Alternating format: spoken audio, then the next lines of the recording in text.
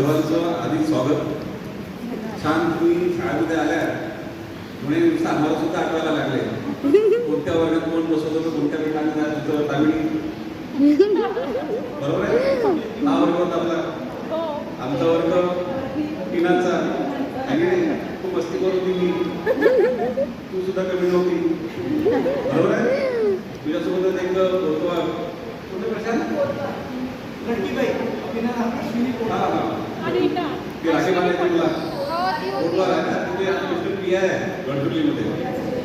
गडचिरोलीला छान वाटलं. आणि माझे कट्टे आले आहेत लग्न व्हायपर्यंत आम्ही सोबत बसायचं पुसतकरच्या मॅडम म्हणते ना, पुसतकरच्या वट्ट्यावर आम्ही बसायचं जरा, सायंकाळी फिरायला जायचो. ह्या सुद्धा फिरत बसायच्या आणि बसायचं मस्त गप्पा चप्पा करायच्या, सगळ्यांची माहिती करायच्या, सगळ्यांबद्दल माहिती आम्ही शेअर करत होतो. छान वाटलं तुम्ही आले इथे. पुन्हा तुमच्या भावी आयुष्याकरता शुभेच्छा देतो आहे. धन्यवाद.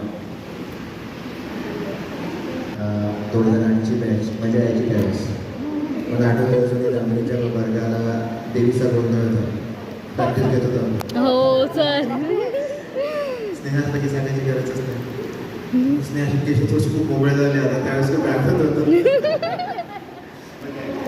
ते दिवस खूप चांगले होते बेटा. आजचे दिवस चांगलेच आहे, फक्त असं पोरांचा थोडंसं ऐकून घेण्याची कॅपॅसिटी खूप बदलली आहे. तुमचा काळ आजचा काळ जरी सारखा नसला पण पोरांच्या मानसिकते मात्र खूप बदल झाला आहे.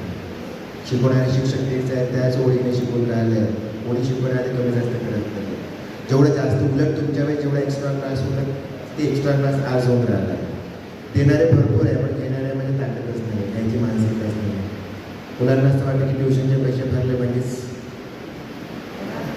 KG1 पासून ट्युशन सुरू झालं. माझी पण मुलगी या शाळेत शिकून राहिली, आता 12वीला आहे. 8वी पासून इथे शिकली.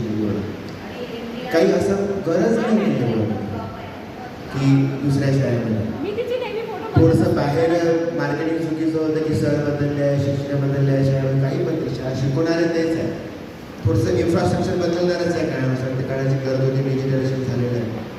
फक्त तुम्ही जे आता पालक म्हणून भूमिका बाहेर बजावत आहे आपल्या घरामध्ये, समाजामध्ये, थोडंसं शाळेबद्दल पॉझिटिव्ह बोलणं सुरू करा. शाळा खूप चांगली आहे.